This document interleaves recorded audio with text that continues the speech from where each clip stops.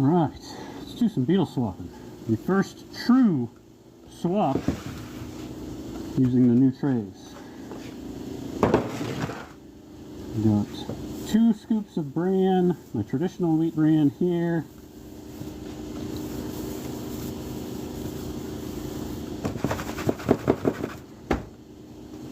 And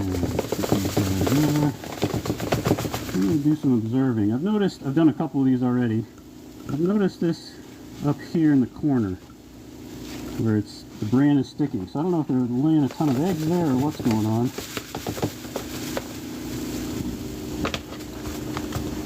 Thank you everybody for joining. Thank you for those likes. Oscar and Ethan. If you guys have any questions, guys and gals, let me know. Need some beetle swaps today. Oh, I need some more bran.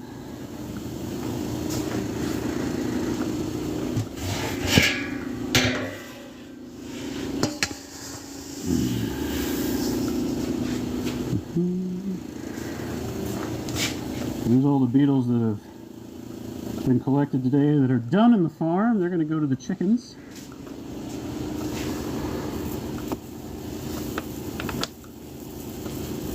If you guys have any questions, let me know. My name's Justin. I work at Midwest Mealworms here in Ashland, Missouri. I'm trying out these new trays here. Put some new bran in. This is a new wheat bran to me. Brianna, how do I keep grain mites away? Brianna, can you do me a favor? Can you hear me okay? I have my respirator on, but I want to make sure you can hear me before I start going into a diatribe here about grain mites. You can hear. Wonderful, wonderful. Okay. Put this back here. Alright, grain mites. Grain mites are terrible and awful. I've had them multiple times over the last 8 years raising mealworms. Everyone gets them. It's okay. You can defeat them. So let's talk about what to do if you have them. So if you have grain mites, what you want to do is reduce your humidity. Get it down to like 20-30%. That seems really low. You're going to worry about your mealworms. That's okay. They will be all right. Your production is going to slow down a little bit, but grain mites hate low humidity. So lower that humidity down. Get a dehumidifier. Remove all moisture sources from your bins. And you're going to go on a very strict feeding schedule for those bins that have grain mites. And what you're going to do is you're going to feed them, give them hydration, make sure the mealworms are okay, give them their hydration, let them eat for about 2 to 3 hours, and then remove all of that hydration. So whether you're using carrots or water gel crystals or potatoes or whatever, feed them for a couple hours and then get it all out. And discard it because it will likely have grain mites on it, right? So you're going to reduce that humidity in the room. You're going to go on a very strict hydration schedule. And basically what you're doing is you're starving those mites out of moisture. The other thing oh my goodness. The other thing you are going to want to do is get split pea flour. And before I go any further, Brianna, I should mention, I'm saying a lot. What I will do is I will post this live so that you can see it all. So don't panic and try to write all this down. But the other thing is, if you go to my website, midwestmealworms.com/pages/mites, or just go to midwestmealworms.com and search mites, you'll find all this information that I'm talking about. Okay, the humidity reduction, the feed schedule, it'll all be there. Because this is a very common thing. Like I said, everybody that raises mealworms is going to get it. But the other thing you're going to want to do is to get split pea flour. Now you can either get split peas and grind them very finely yourself, or you can buy split pea flour if you do not have a grinder, but they need to be ground. They need to be like a flour. And what that does is there's research that has shown and I can back this up with 4 different times that I've had grain mites and used split peas to control them. It will help deter them, it will help kill them, it will get you back to where you don't have grain mites. So split pea flour is huge. I used to sell it on my website. I haven't for a while just because I'm out of stock and I'm behind. But what I would recommend is I buy my split peas from Azure Standard, and I get them in 25-pound bags, and I just grind them up. The other thing you're going to potentially want to look at is, like to see how I actually use that split pea flour. I have a playlist on my YouTube channel that will, it was a grain mite outbreak from 2023. So last summer I had an issue in this farm. In this farm here, I did. Hello, Janelle. Brianna, I had a grain mite outbreak here in this farm. So I recorded and documented and posted on my YouTube channel what I did to counteract that, like how I put the split pea flour out as a barrier, how I quarantine trays, how I put it into the tray so it's not going to hurt your mealworms, it's not going to hurt your beetles. But that whole thing will actually show you how I dealt with it in real time. I did not record the beginning when I first found the grain mites. Be sure to check out YouTube, that's amazing. You're welcome, Brianna. I did not get the initial reaction of me walking in and finding them, which is probably good because there's a lot of un-kid-friendly things that I said that day. But like I said, it happens to everybody. To proactively avoid grain mites, you want to take whatever your substrate is. So in my case, it's wheat bran. This is my staple. This is what I've used for years. I do have some new stuff. I just made a post about this recently. This is a little finer, but it is wheat bran. I take that in the bags that I get it in, and I put it in a deep freeze, 0 degrees Fahrenheit for 2 days. There are folks that will tell you that that doesn't work, that it doesn't kill everything. I have done it for years, and my experience is that it does work. The grain mite outbreak from 2023 was a result of a soldier fly larva test that I did. So it actually came from the food waste I was using in that test, not from the mealworms, or from the bran, sorry. Alright, yeah, I'm digging these new trays. Ultimately, it's going to be a test here of time to see how these do, because you can't see the eggs in here, but there's eggs right in here, I promise. And over the next 3 months, they'll hatch, grow, and eventually they'll be that size. Mealworms. These guys. Okay, 2 more of those to do. If anybody else has any questions, please let me know. Those trays are nice. I took the lid off mine to drop humidity. Hopefully it helps. Yes, yes. Yeah, these trays are awesome. These blue trays come from Beacon Camp in the Netherlands.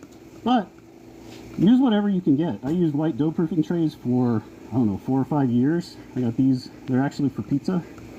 They stack real nice. And then this black one is a cement mixing tray. I think it's a 7-gallon. I still use that for random things around here.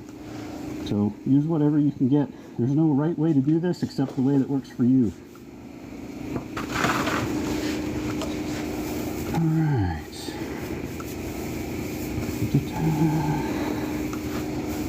Okay, if anybody out there has any questions, let me know. I'm trying to watch down below, but I'm also trying to get some work done. It's just me at the moment. My part-timer helped me do beetle swap. What did you say the trays were called? Melina. If I'm saying that wrong, please let me know. Melina. I'm trying to find the name so I can show you. Oh, it's going to be hard to see. See if we can get it. Right there. Beacon Camp. B-E-E-K-E-N-K-A-M-P. And they are in the Netherlands. So go to their website, beaconcamp.nl. And these are the 6206 insect trays. They have different sizes, different kinds. These are specific for mealworms. You can also use these for soldier fly larvae, but they don't work as well because they don't hold as much weight. if you're in North America, I'm in the United States, I buy these blue trays from a place called tricycle.eco. Tricycle like the thing you ride, .eco. Alexis up there is amazing. I've bought from them multiple times. They come by the pallet, and they're fantastic. They're the distributor for North America, as far as I can tell. There might be one in Texas, but all they do is they're a pass-through. They just order over through Beacon Camp directly and take a percentage. Whereas Tricycle, there's a production area up there in Quebec, I believe. Tricycle is just wonderful to deal with. Alexis and his team are great. I get no benefit if you mention me, or I don't have an affiliate link or anything. I just really like these trays, and the folks up at Tricycle. I have a good history with them. I should mention Melina. Rachel, what are those? What's those? Clarify those for me. I should clarify, Melina, that these inserts, these guys here that I'm lifting out, they are not from Beacon Camp. The ones that Beacon Camp makes, I wasn't impressed with. I didn't like them. It was their first iteration. I think they're still working on them, and so I went with a different model. Would these work for superworms as well? Oh, that's a good question. I used to raise those. Let me think about that. I know that these trays, which are 3 inches tall, would work. Let me get a clean tray here and check to see if the height's okay. What kind of bugs are those? Oh, thank you. Thank you, Rachel. I didn't know if you were talking about trays or what. So these are what are called Darkling beetles, specifically Tenebrio molitor. There are thousands of Darkling beetle species, but these are Tenebrio molitor. And what they will do is these beetles here these are the adults, they will party hard, they will mate, they will lay eggs, and those eggs will grow up to be mealworms. These guys. And these are what folks want. These are really good protein sources for things like poultry, reptiles, and small mammals. Eventually humans as well. We'll get there. But that's not what these are for. Okay, so Melina. I think these could work for... Let me put them on the same surface so I'm not estimating here. They're about the same height. Yeah, so I would say that this from the table to the top ridge here is 3 inches. And I know that these worked for supers, as long as you didn't have so many in, because just like mealworms, they like to go to the corners, right? And so you don't want them getting over here and zombie-like and going over the edge. I didn't have too many problems with these when I was doing supers, but it was really just you have to be careful with how many supers you put in here. I think the same is true for this, but I think that this would probably be a self-limiting thing because of the weight, right? Supers are a little bigger, and you just have to make sure that you don't put a ton of weight in here, and that'll probably limit you from creating the zombie scenario. So yeah, I think these would work okay for supers. I'll do both, and make it easier is always welcome. Yes, and from a operation perspective, if you can use one tray, oh my gosh, like I have 1, 2, 3. I have 3 styles of trays in here, and sometimes what I'm trying to do is actually whittle down and get rid of these guys here and just use these for some processing. And so I'm trying to just get down to 2 trays. Okay, these are done. I gotta do this one. I get to talking and not working. All right, last one. If there's anything you guys want to see, just let me know.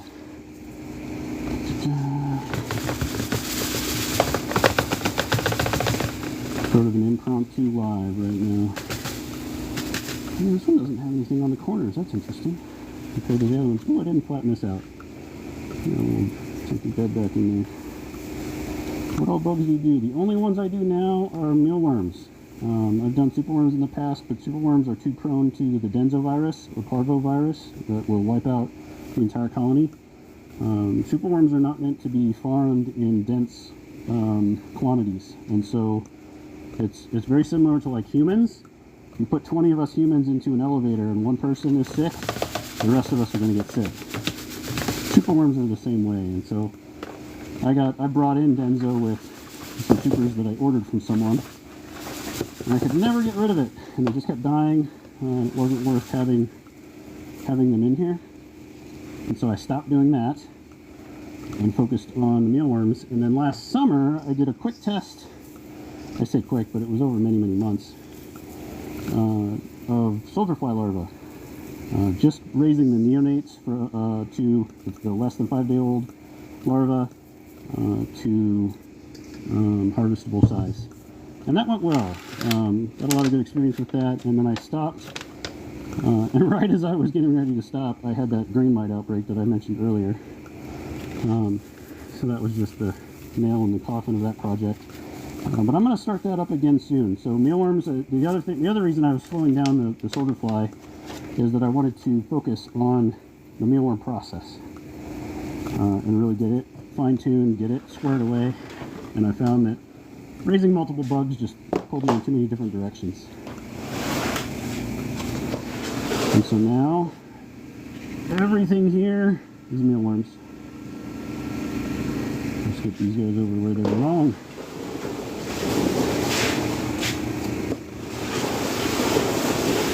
And look at the beetles. There we go. All right. I'll get this.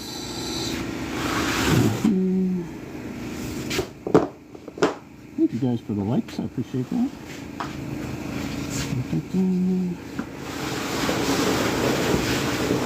Okay, I gotta get my marker out.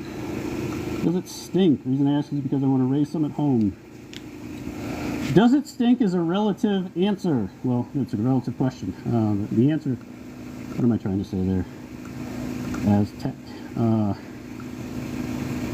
I would say they don't. Let's see, what's today? 11 something.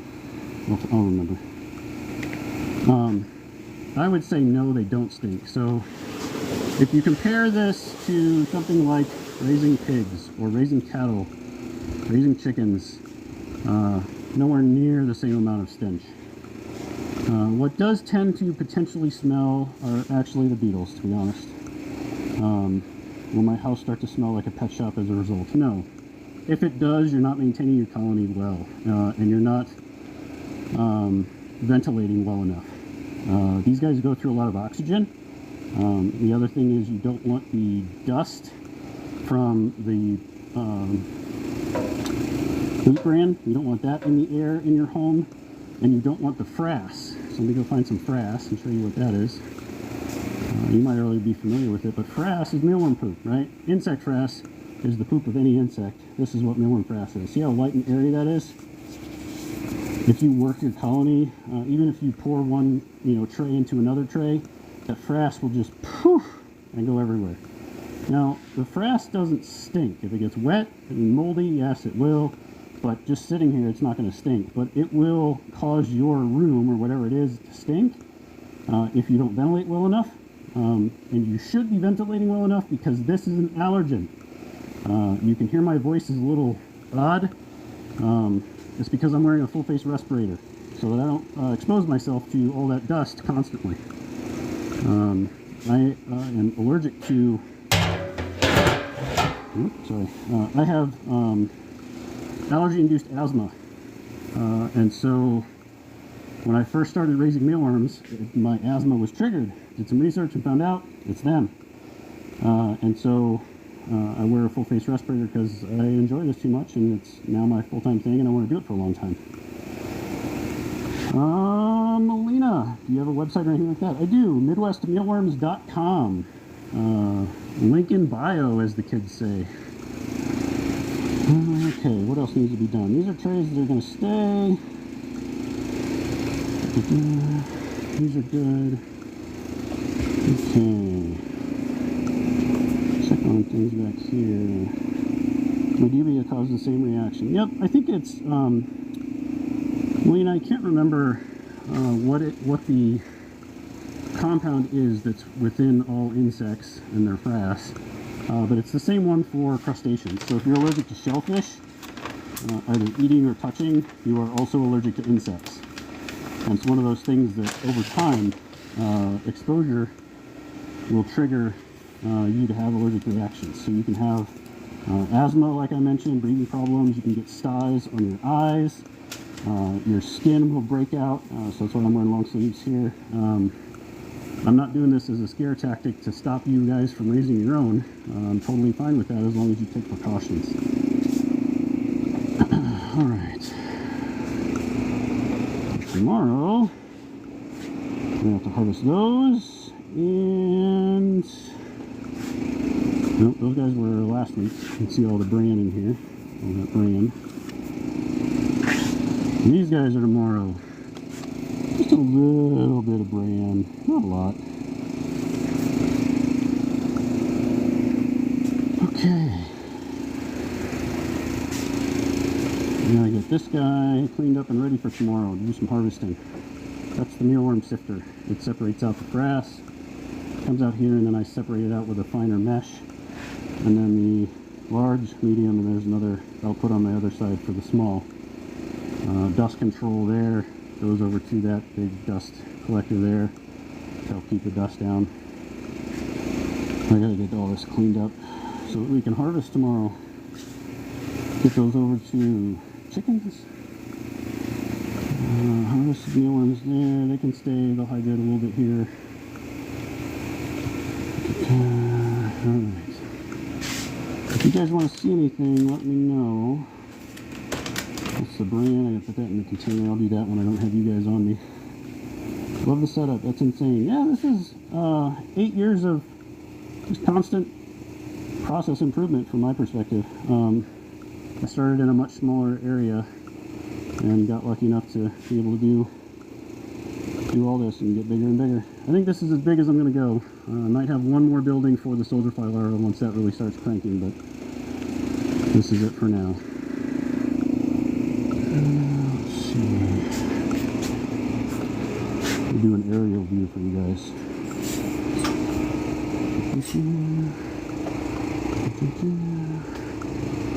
From above. Oh, that one really tall stack.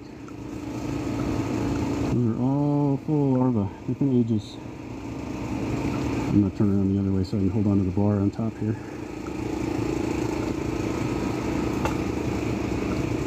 I'm not even as tall as those guys back there.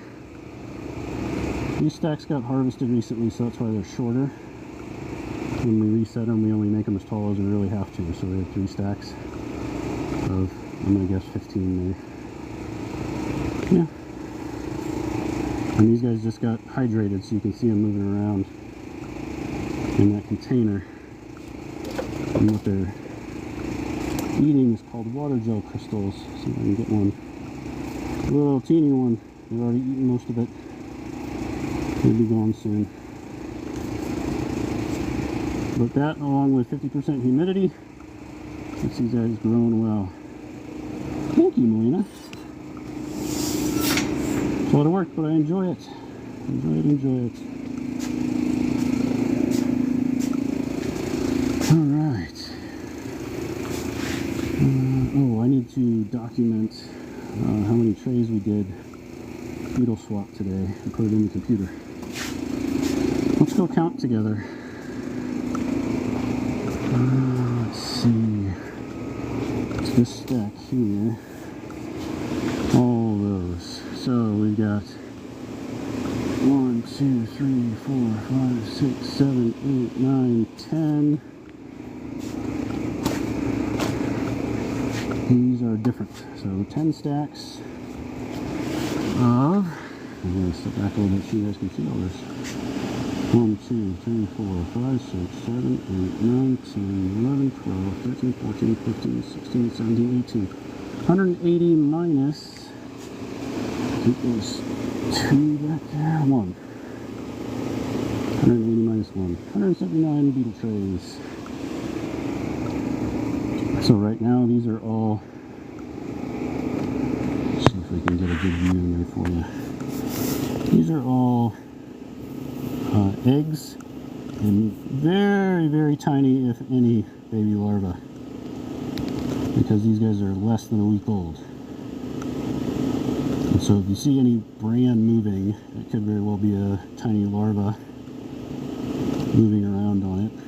But it's going to take these guys about 3 months to go from this, which is not possible to see honestly, to a harvestable mealworm.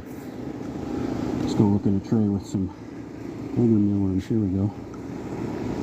So those guys right there, they start growing, they're eating a water gel crystal there. That's their hydration. Similar to carrots, potatoes, things like that.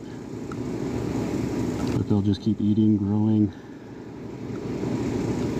rinse, repeat.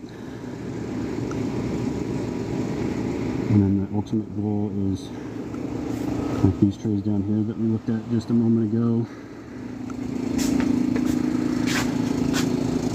There's still a little bit of bran in here, but there's some good ones, some larger larvae. And they burrow down in there. They don't like light.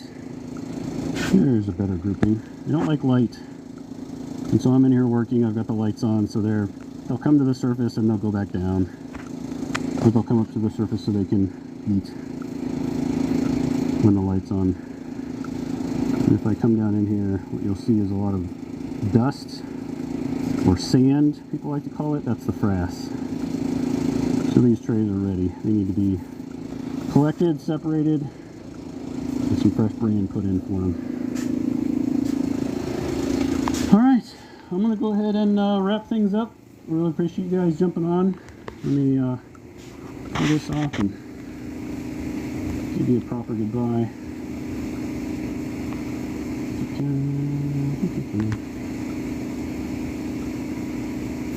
Well, I would like to.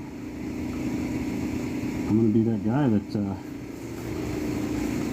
still doesn't know how to turn the thing around.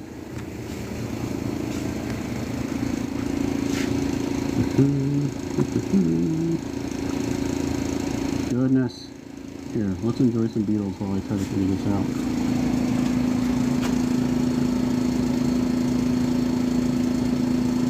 There we go, I found it. Okay. Yeah, these guys didn't get shaken around today. That's what this guy here is for. Solid bottom container here, mesh here. We take those trays with the beetles and the bran, pour them in here, and shake them back and forth, separate that bran out, and put the egg-laden bran, because they'll lay eggs in the bran along the bottom as well. Put that bran back in the container, put the beetles, which are now in here, in a fresh tray with fresh bran. But the mesh inserts that I showed at the beginning, those are going to change all this, make it a lot less labor intensive. It's going to be awesome. As long as they grow. But, alright. Thank you all very much. I appreciate the questions. And if you need anything, my name's Justin. I run this place. And just let me know. Website is midwestmealworms.com, or link in bio if you can't really make it out because of the mask. But if you have any questions, let me know. Have a great one.